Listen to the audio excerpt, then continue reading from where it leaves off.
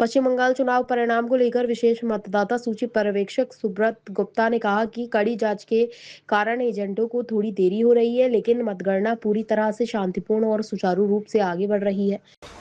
Report আমরা continuously পাচ্ছি, সব জায়গা থেকেই পাচ্ছি, সমস্ত কাউন্টিং হল থেকে। এখন এই যেহেতু কড়াকড়ি আছে, নিরাপত্তা খুব মানে কঠোরভাবে দেখা হচ্ছে, সেই জন্য কাউন্টিং এজেন্টদের ঢুকতে কোনো কোনো ক্ষেত্রে একটু সময় লাগছে, কিন্তু হয়ে যাচ্ছে আস্তে আস্তে।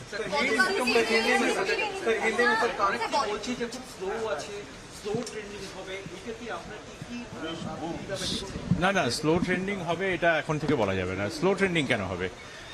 যা যা রিটার্নিং অফিসাররা যত টেবিল চেয়েছিলেন তত টেবিলই দেওয়া হয়েছে। কোথায়?